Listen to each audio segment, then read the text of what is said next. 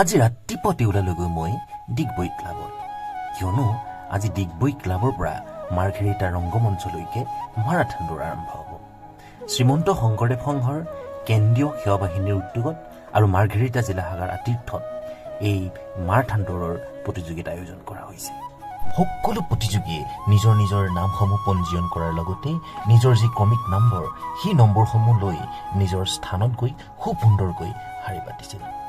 সময় হৈছিল তেতিয়া পুৱা 5:10 আৰু আমাৰ প্ৰতিযোগীসকলে ডিগবৈ ক্লাবৰ পৰা মাৰ্ঘেৰিটা ৰংগমঞ্চলৈকে দৌৰিব লাগিব। খুব এটা দীঘলীয়া যাত্ৰা তেওঁলোকে অতিক্ৰম কৰিব লাগিব। বৰ্তমান সময়ত আমি দেখিবলৈ পাইছোঁ যে বহুত এনে যুৱক যুৱতী আছে যিয়ে নিচাযুক্ত দ্ৰব্যৰ কবলত পৰি তেওঁলোকে নিজকে নিজৰ জীৱনটো এটা বেলেগ দিশলৈ তেওঁলোকে ধাৱমান হৈছে। কিন্তু ইয়াত আমি দেখিবলৈ পাইছোঁ সম্পূৰ্ণ বিপৰীত ছবি। আমি ইয়াৰ প্ৰমাণ হিচাপে যদি চাবলৈ যাওঁ তেতিয়াহ'লে আমি দুটামান দিশ দেখিবলৈ পাওঁ। যেনে এই জাৰতো তেওঁলোকে 4টা বজাত উঠি আহি এই মাৰাথন দৌৰত তেওঁলোকে প্ৰতিযোগিতাত তেওঁলোকে অংশগ্ৰহণ কৰিবলৈ অহাটো, লগতে তেওঁলোকৰ মনোবল, তেওঁলোকৰ দৃঢ়তা, তেওঁলোকৰ আত্মবিশ্বাস, কাৰণ তেওঁলোকে ইয়াৰ পৰা প্ৰায় 20 কিলোমিটাৰ দৌৰিব লাগিব আৰু যিটো তেওঁলোকৰ কনফিডেন্ট আছে। ইতিমধ্যে যুৱতীসকলৰ হুইচেল বাজিল আৰু ইয়াৰ পৰাই তেওঁলোকে আৰম্ভ কৰিলে তেওঁলোকৰ 20 কিলোমিটাৰ যাত্ৰা মাৰাথন দৌৰ।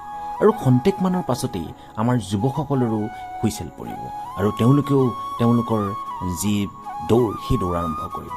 খুব সুন্দৰকৈ শৃংখলিতভাৱে তেওঁলোকে শাৰী পাতি আছে আৰু ইয়াৰ সুযোগতেই মই উদযাপন সমিতিৰ সমূহ বিষয়ববীয়া তথা শ্ৰীমন্ত শংকৰদেৱ সংঘৰ কেন্দ্ৰীয় সেৱা বাহিনী আৰু মাৰ্ঘেৰিটা জিলা শাখাৰ যি আদৰণি সমিতি আছে তেওঁলোক আৰু সমূহ বাপ আই বান্ধৱৰ শ্ৰীচৰণত মই সেৱা জনাইছোঁ খুব এটা ধুনীয়া অনুষ্ঠান তেওঁলোকে আয়োজন কৰাৰ বাবে।